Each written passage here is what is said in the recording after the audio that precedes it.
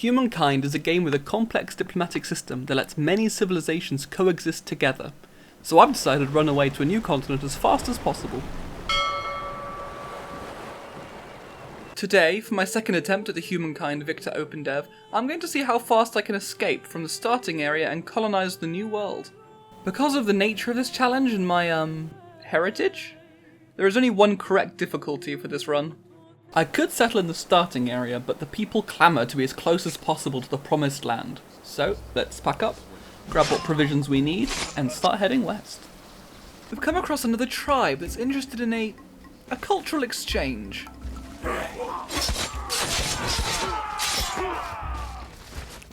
Once we've observed the formalities, we can then exchange their shiny new outpost with the smouldering remains of their shiny new outpost. We've arrived at the area I want to make my capital, but these other guys have already staked their claim. Happily, I am a master at settling property disputes. I think it's this button here. The outpost has almost been destroyed, but they've sent in a sacrificial tribesman to challenge my forces. His hubris offends my people, so we have sentenced him to death by club. It was a trap. The AI has stopped my guy from pillaging the outpost by causing a fight. They've used this opportunity to very carefully, sneakily, instantly construct a complete city. Presumably these are the ancestors of the founder of IKEA. Suffice to say, I think this is an exploit in the OpenDev. I have been tricked by a jumped up calculator. I am left with no other choice. I must immediately declare a surprise war and storm the city to fix this. I have become one of the first ever people to have a vassal before founding a civilization. Fun fact, being at war before you even have a city gives you a -5 to war eagerness. You'd think people with no homes would have nothing better to do than to steal someone else's, but whatever. Now that we've made some new friends who like to give us lots of gifts, let's finally build our capital on the coast and settle down as the Phoenicians, so we can dream of setting sail for the new world.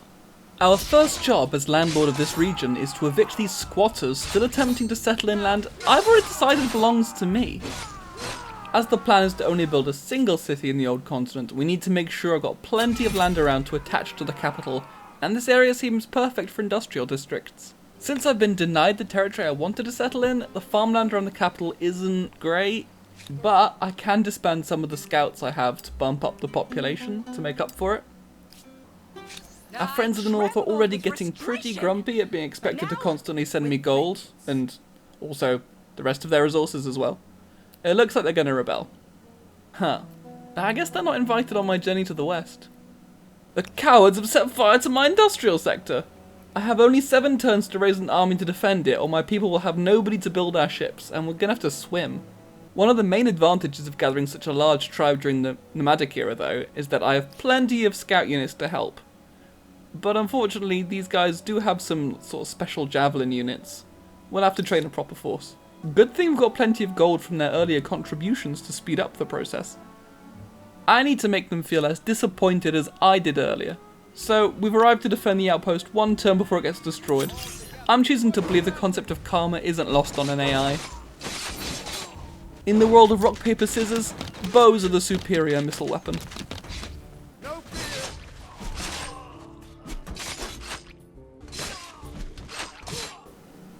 The battle is over, but they've sent more of their men to demand a best out of 3. Putting them out of their misery is the humane thing to do. We're now able to force them to surrender and go back to being our vassals again. Isn't it marvelous? You finally gain wisdom. Now we can get back to our actual mission and send out our first intrepid explorers, and progress to the next era as the Carthaginians. The old world has already started to get very crowded. We have new neighbours to the south, and my northern subjects have expanded well into the starting area. Plus, they've already started training elephants in some pathetic attempt at threatening another rebellion. Happily, our scouts have already spotted some islands, and what is possibly in the mainland. Clearly, we're going to need some real speed to get to the new continent fast enough. We can build the Lighthouse of Alexandria to give naval units more movement points, and the unique Carthaginian Chthon dock district gives a bunch of extra production to get our ships out faster. Now that the giant bonfire is complete, it's time to send out a team of chariots to try and establish a colony on the western lands. Some may question the wisdom of putting chariots on boats, but I think if you're going to a vast land untouched by man, it would be irresponsible to not bring buggies to race around in all that space. After a quick detour to establish a colony on this island full of silk, We finally landed in the New World. Time to do the proper British thing and start colonising. Hopefully this goes better than the last time, when the ungrateful Colonials committed the grave sin of throwing away valuable luxury resources, instead of selling them to the Hittites at half price. There are already some independent tribes springing up here. We'll have to ship over some elephants in order to entertain the locals into submission.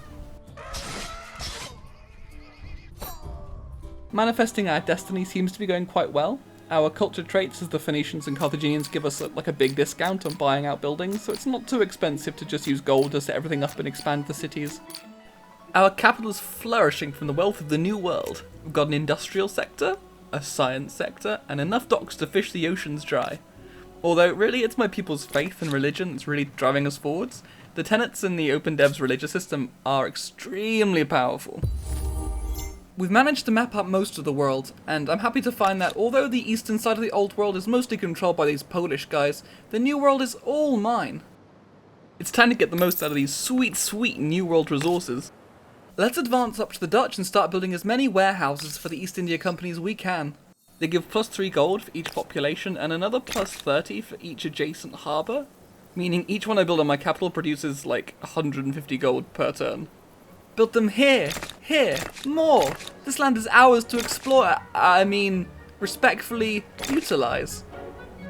With all this money flowing in, we can transform this vast untouched paradise into our capitalist utopia.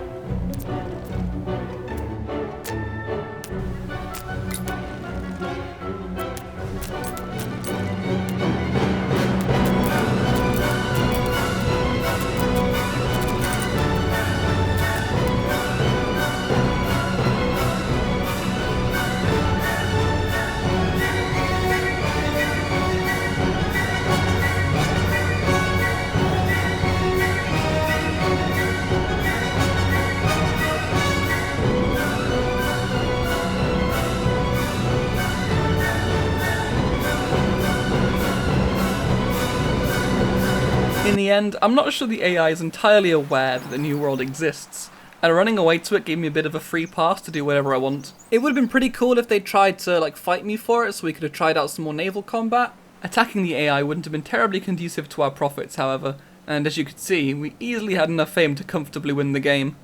It's definitely possible to get to the New World faster than I did, and get more out of it, but instead, next time, I'm going to bump up the difficulty to the hardest to see if we can get a real challenge out of this OpenDev.